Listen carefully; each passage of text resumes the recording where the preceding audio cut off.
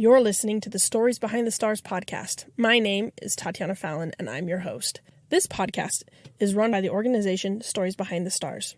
This has nothing to do with Hollywood. We are telling the stories behind the stars that were given in World War II. For those of you who are not familiar, during World War II, when a service member was killed, the family received a banner with a gold star on it. We are telling the stories behind these stars. Our goal is to put them, all 400,000, into a common database, which then we will build a smartphone app that will be searchable from any location where you can read the story behind the star and you can really come to know the individual. This podcast is dedicated to telling those stories as we find them, as our researchers are doing this amazing research.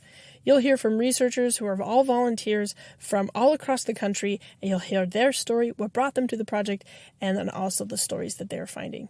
This is amazing content, and I really hope you enjoy this adventure.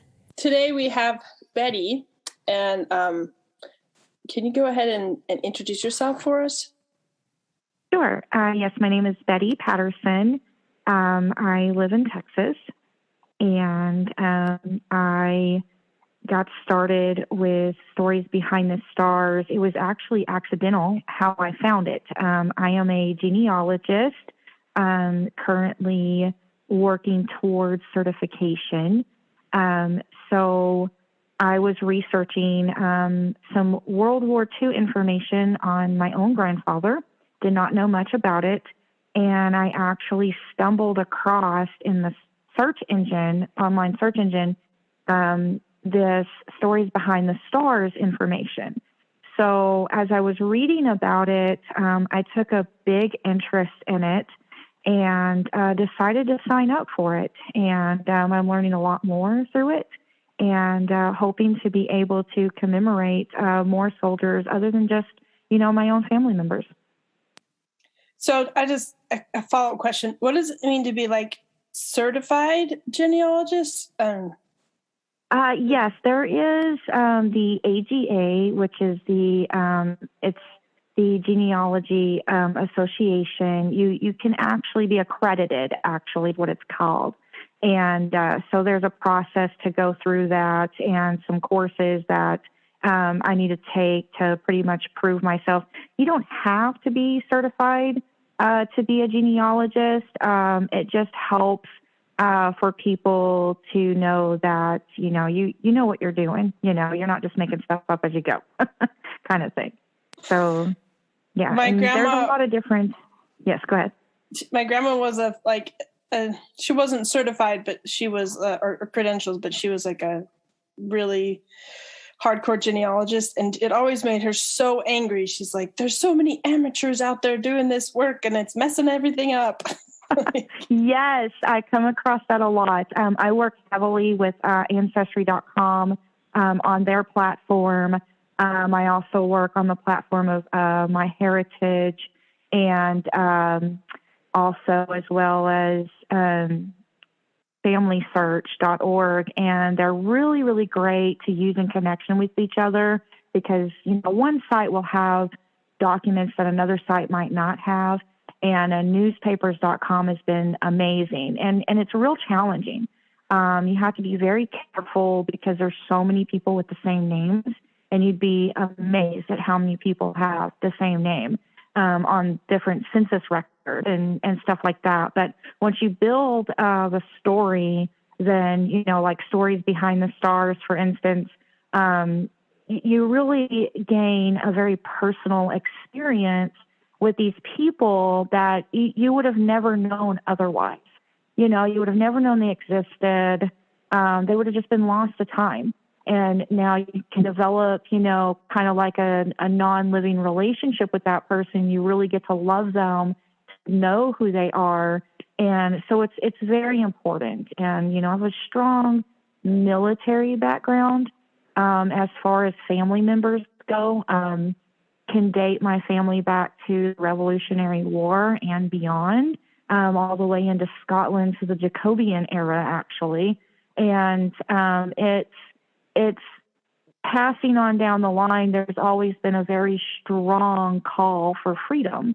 And to be in the United States, to be a part of the only free nation out there, It's very important that, to me, to commemorate, the fallen and the soldiers, the veterans, because without them, we would not be who we are today.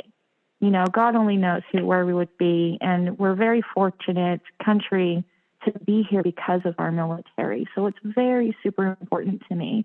That's where I'm at today. That's amazing. Wow. So did you do the background to get your family line back to the Jacobins, or I don't know exactly how you say that. Yeah, it's a Scottish thing. It's Jacobean. They were actually against the British king. They were for King Charles. They were for the French king. And so there was a war, and there was actually, the War of Culloden was actually real. And it took me years to get back that far, because I had to find the right ancestor, and my grandmother was an orphan. It's on her side.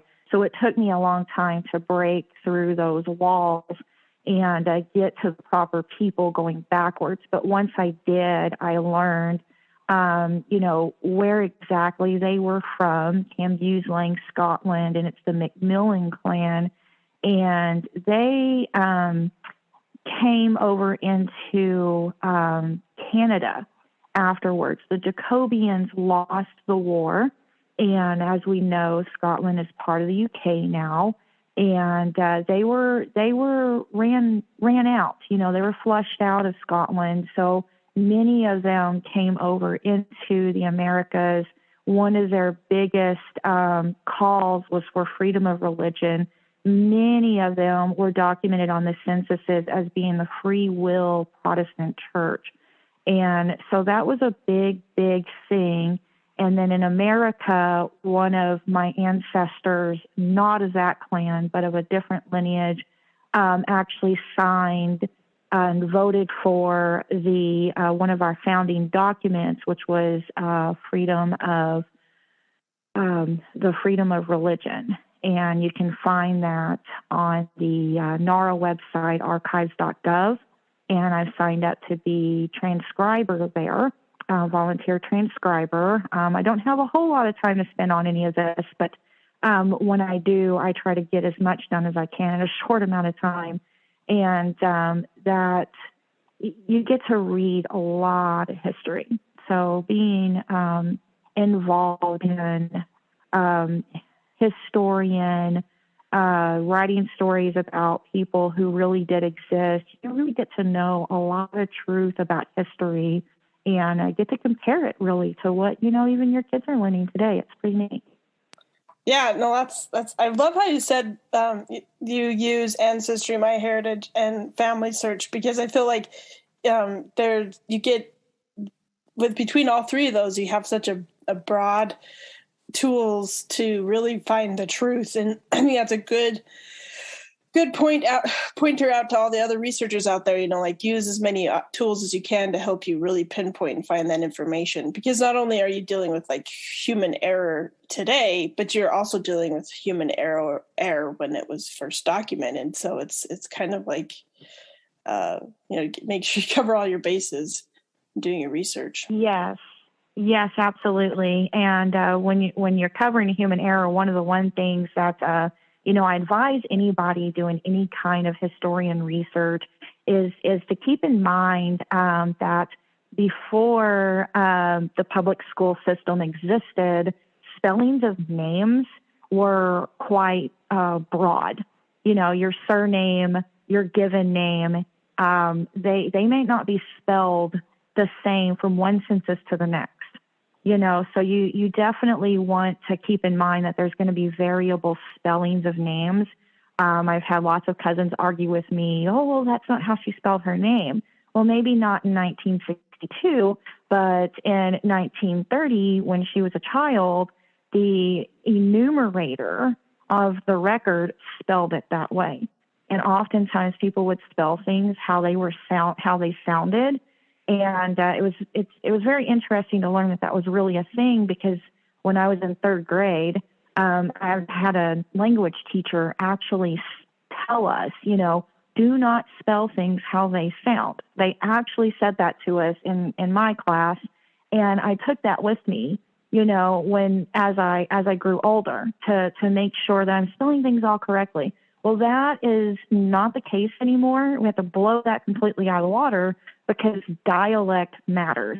And so people have accents. I think it's very interesting in some cases where I had a second great grandmother. You can actually see some doctors have their medical records available if it's way far back, like 100 years and better. So I learned that this grandmother had a stroke. And on one of the census records, they actually spelled it how she was saying it, and it's not correct at all. Sarah is not spelled Sarah, and Rosa is not spelled Rosa, and you really can see a visual effect of that she was going through at that time. And I actually have a photograph of that grandmother, and you can see where one side of her face it does not smile. And so you can actually see that. And I thought that was very interesting. And it gave me the idea that you may have an ancestor out there who had an accent, and you might actually be reading their accent if you are coming across different spellings. And so I thought that was pretty interesting. Wow. So in your exploration of World War II, have you seen that to be the same kind of setup or did the military make things a little bit more precise? Well, I have actually seen many different spellings also on World War draft registration cards, both in World War I and World War II. And you will get sometimes they will tell them a different moment. I've come across that. That's a rare occasion that I've come across, but I did see it. And it was actually an uncle of mine who did that. And we don't know why. We know it was him because on those records you can see where they were from, where they were living, their birth date, which is very important. You get a lot of information there that you won't get on the censuses. And you'll get sometimes the names of their spouses or their parents, if they had those listed as the next of kin. And you get, most of the time, it's spelled pretty much the same as maybe if you are lucky enough to get a birth record. World War II usually had everything the same. If they have a birth record, generally it's spelled the same as far as World War II goes. World War I, not so much you can really tell because there's not a whole lot of birth records available unless you're lucky enough to get like a family Bible or an area was doing birth certificates at that time, because usually they were born like before 1900. And so there's not a whole lot of birth records before that time unless it's a very heavily populated area. And you're lucky enough that there wasn't a courthouse fire, something like that, because then that would destroy things. But in military records, usually it's spelled the way that the signature is spelled. So you have that signature to go by down at the bottom, and you could see, well, this is how that person is spelling their name. And so that's a little bit more of an accurate whenever I'm using putting the names on the person in the family tree, in the online tree, I am using the signature that they have there on their military record. That's really good to know, because then, you're not just looking on what they've typed up, but what they've signed. I think that's a great pointer to let people know, like double check, make sure you're looking at this, and that's going to be probably the way they would do it. So, so in absolutely. Your specific research, are you focusing on the names in Texas, or are you focusing on family, or with the Stories Behind the Stars? What do you do? I'm just, with Stories Behind the Stars, I am focusing on pretty much what's assigned to me. I'm open source on that. I'll go realistically anywhere in the nation because I'm heavily interested in just, the U.S. history altogether. And I just want to get as many out there as possible. It's like I said, I don't have a whole lot of time to spend on it, but whenever I do get on it, I try to hammer it out pretty good. And it's, one thing to keep in mind also that the handwritings can be very difficult to read. And so that's where cursive comes in to play. Usually everything's written in cursive. And so it's important. I hope that parents are teaching their children who don't have the opportunity to learn it in school right now how to read cursive, because if not, then they're going to lose that capability to be able to read these documents in the future. And so that's definitely something to keep in mind. But yeah, as far as Stories Behind the Stars goes, just open source. Dawn's real good about assigning names to people. And so I just get on there and just go with that. Do you have any stories that you'd like to share with us that just kind of stood out to you as things you thought were noteworthy? Well, I did do this one story. I started with the USS Arizona, and I turned my names back over because somebody else had already done that. And there was this one gentleman, his last name was Brown, and there was a boxer. So Buzz Brown, the boxer, and they were from the same area.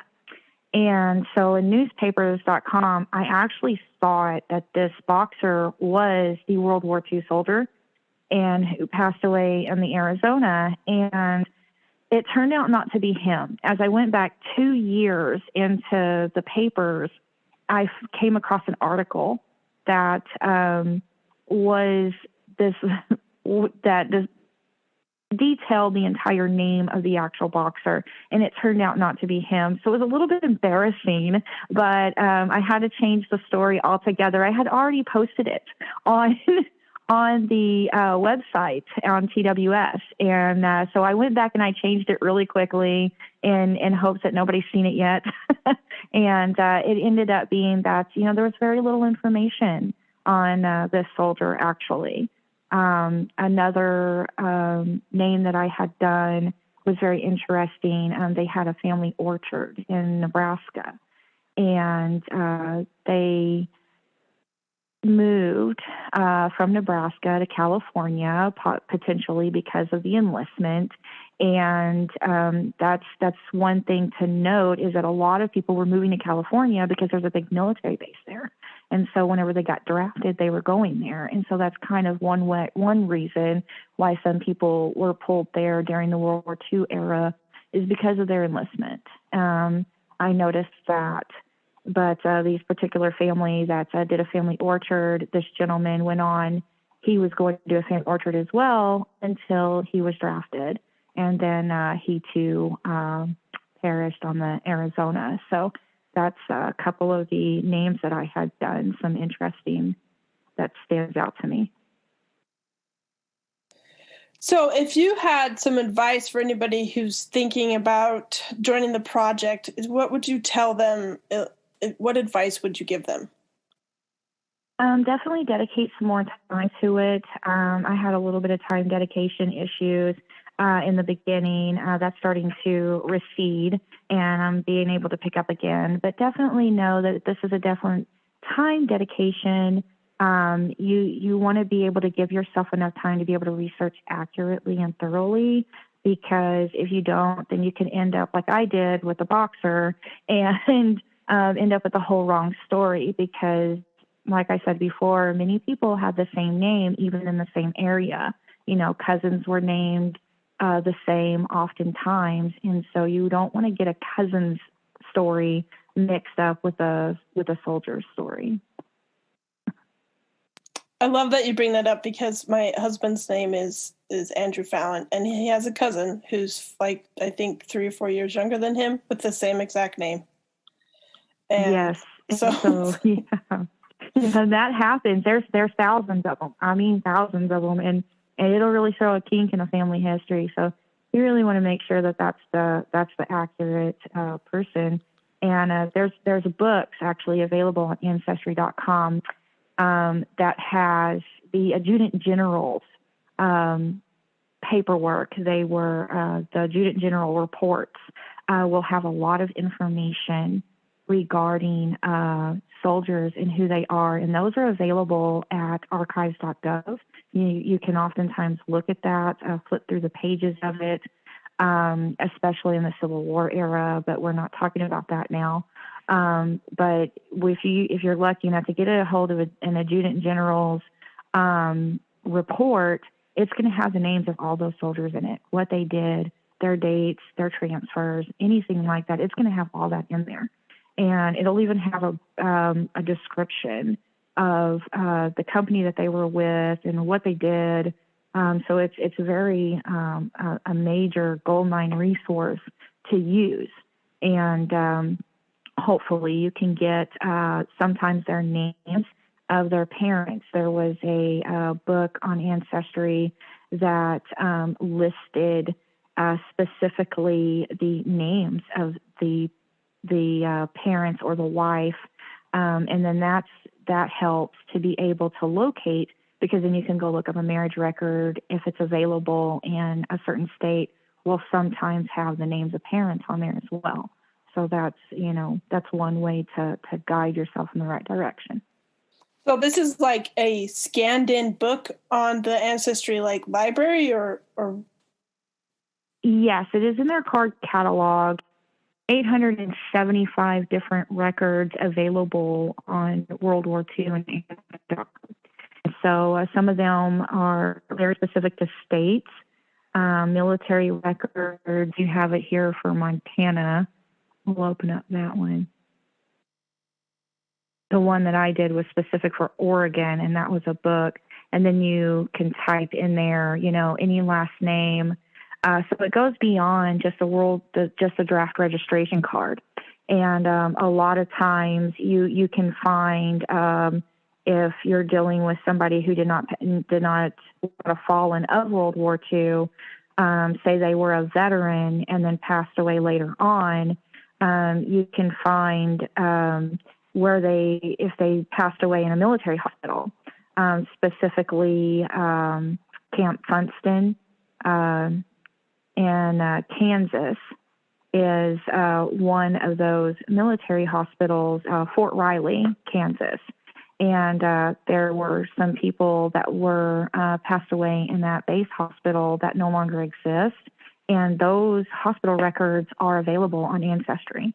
You have to find them in the card catalog. They're not transcribed.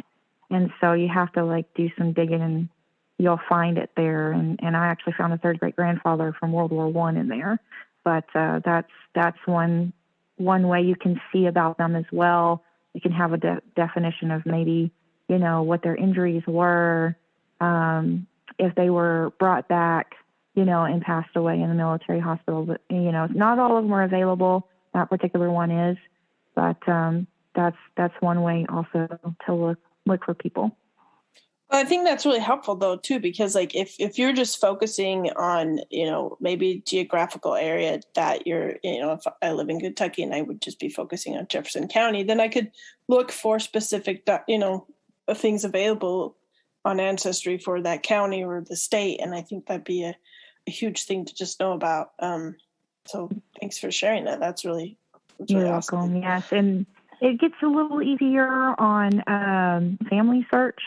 On Family Search, they have their own wiki page, and it is very well detailed for each and every area because they have the U.S. GenWed project. And for a short time, I was doing GenWed project for an Oklahoma town that my grandmother was born in. It's now a ghost town, and but they put together this wiki page on Family Search to tell you what year birth records started for that county. What year, and you can do county, there's city, and what's available. There's links there to follow, and oftentimes you can find it through a Google search if you're, searching for a particular county. So that's very interesting to know. And for Stories Behind the Stars, I don't get into town histories because it's very specific to the person's military history. were writing their stories and, just kind of touching base with who they were before they joined the military and, who their family was. What they did in the military is very important, to the story. But for people who are, either non-military or veterans, or you're trying to do your own family, then it's important to know the town history because there's boundary changes. They might have been living in this one town and then you find them in a different town, but then you're thinking, well, they never moved really. The boundaries around them are moving. And so that's one thing to consider as well. And you can learn a lot about a person in town histories. And those books can be found on archives.gov as well. That's really awesome. So in your research, have you found that doing military is like more difficult from coming from like a genealogical background, or is it just a different learning curve? For me, it was easy because, like I said, I have a very large military history in my family, so I already kind of knew what to do. I was very familiar with the Veterans Administration records and, DD-214s and things like that. Just know where to look for records. If you're doing your own family, then you can order military records from Missouri, from St. Louis, Missouri. Right now, it's being affected by the pandemic, so it is shut down. They're only doing living veterans and their records right now. But once that opens back up, you can actually order the military records. And this actually makes things easier. The military they kept very, very good records. And so each and every soldier is going to have something, unless there was a big record loss. 1973, I think it was, there was a record loss that some of our soldiers lost their records. And so that kind of affected some of the World War II soldiers as well. So you might not get that. There, some things, fires do spark and things do burn. But that's one thing that to look for, and hopefully that opens back up very soon. Right now they're having a staffing issue, so they just don't have the staffing to be able to put they're open back up though. But there are some people. There's a World War II museum, and if you email them, they have a website. They are very, very helpful. They will help do some research on somebody, whatever they have available in front of them. And so they're very, a good resource to turn to whenever you're looking for soldiers. Is that the National World War II Museum in Yes. New Orleans? It's in, I think it's in New Orleans. I can't remember where it's at. I think the World War I one is in Missouri, but yeah, it is. It's the National World War II Museum, and I have reached out to them a couple of times to ask questions about, a family member, and they were very helpful, in getting back pretty quickly and saying, hey, this is, a couple links you can follow. This is what we have, and in our records on this person. And I actually found a link to a Missouri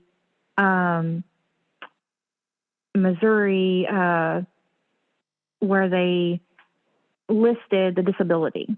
And so this one particular person ended up being 13% disabled, I think it said. And so you can really see on there, and there's a lot of information that can be dug up that way. Well, I'm curious. Maybe it kind of inspired me to go do that for my uncle, because he was killed in World War II, and my great uncle. And my grandmother's given us a lot of information and stuff like that, but we don't have any actual military records or anything that would show this is where he went, this is what he did. And I think that'd be cool to get that information and then share it with my very large family. We have over 70 cousins, so. Oh yeah, see that would be amazing, and so it's It's really interesting. I looked it up, and it's about $30 per record. Another thing to consider. I'm fixing to go do this for both my uncle, who was a Vietnam veteran, and my grandfather, who was a World War II veteran. He served in the American Theater in Panama Canal. So I'm wanting to know more about him, but I'm having trouble finding his military record information on archives.gov, because you can look that up. There's an index there, and Stories Behind the Stars, Don Milne, is that how you say his last name? I don't know how to say Don's last name. No, that's right, Milne. But yeah, Milne. And he put a link, and it's the AAD, and you can look up by service number if you know it, is the easiest way to look somebody up, but you can also look them up by name, filter it down to where they enlisted at, and you could see some of their information. And from there, you can order records as well through that. So it loops it to the proper department.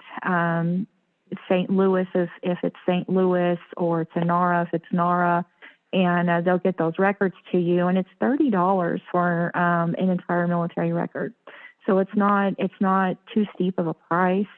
And you can get a whole lot of information out of somebody that you never knew before. If you're lucky, you can get where they were born at, possibly who their parents are. Sometimes in the Revolutionary War, you get pension records. That's something to consider.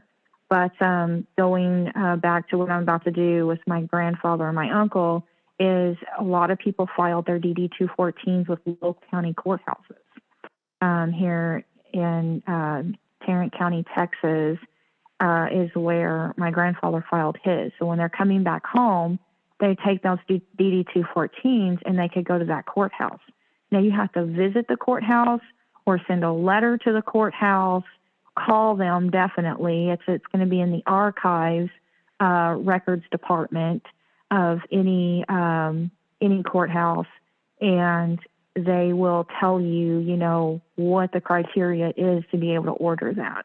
And usually you have to prove your lineage to them. So people need to be prepared with their birth certificate, their parents' birth certificate, the death certificate of the veteran. You're going to need that, and then you can actually order that, DD-214. Wow. So this is really good information to know, if this is specifically, maybe not like a Stories Behind the Star researcher, but for families, because, right. Families could do and get a lot more information, which is kind of like, absolutely. Hopefully as we get these things going, families can be like, could add more to what we're creating, or find things and create more, and find out more information as we go. So I think that's great information. Yeah, absolutely. Yeah. And as far as the Stories Behind the Stars goes, I wish I could access those courthouses for those DD-214s, because that would make things so much faster and a lot easier. But unfortunately, that does not exist for us. We cannot, as a volunteer historian, we cannot go out there and just get anybody's military information. So it's another good, that's a very good and very positive, because that is a protection on the families, and their privacy. And so it's good to know that the people working in these departments are taking that very seriously. And, genealogists like myself can't just go out there and just get whatever we want. It's the Civil War, I think, is the first public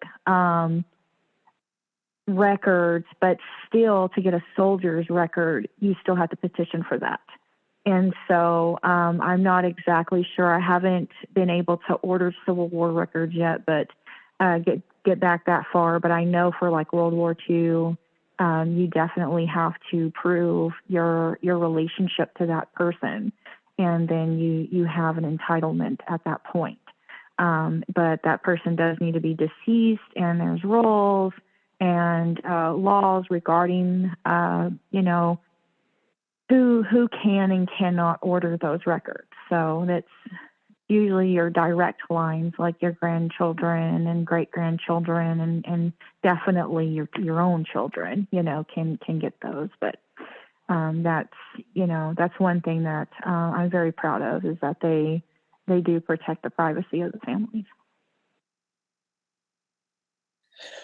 Well, so if you could tell someone who's thinking about, like a genealogist who's thinking about volunteering, what would you tell them? Like, what would to help them, inspire them to join the project? Well, I really encourage, any genealogist out there, if, whether you're certified or uncertified, if you've been doing this for a while, if you're just doing it on your own family, if you're familiar with it, definitely please come volunteer, because this is something that, we would not be able to do this without our military. We wouldn't have these records. Our military protects these records. They guard these records. They're entrusted. So, definitely, come in and join in on the project. Your talents are very much wanted and are very much encouraged to be used here, because, it's invaluable. We can't put a value on this because it's so important to know, who's out there protecting me today. So yeah, we definitely want those genealogical talents to come out to us. Well, thank you so much for taking some time and sharing this wealth of knowledge you have with us, because I think it'll be really helpful for those who are in the project and those who are thinking about the project. And thank you so much for all the work that you've done and helping us get these names done. Every name counts, and really appreciate your time. Absolutely. Yes, ma'am. One of the Family Search's motto actually is everyone deserves to be remembered. And so whenever I read that, I took that to heart, and I love it. And they definitely deserve to be remembered. And, they paid the ultimate sacrifice for us to be who we are today. So our military is definitely one to treasure. So thank you, Tatiana, for taking time with me today. Thank you so much for spending your time with us, listening to these amazing stories of these fallen heroes. If this is content you want to keep hearing, please consider sharing this podcast with others. The more we grow our listening base, the more people we can reach, the more impact we can have, the more volunteers we can find, and the more stories that get told. So if you like this content and you're enjoying what you're hearing, please follow us and share, and find us on any social media platform. And follow us there. And then most importantly, check us out at storiesbehindthestars.org. Click the volunteer button and join the Star Corps. Thank you.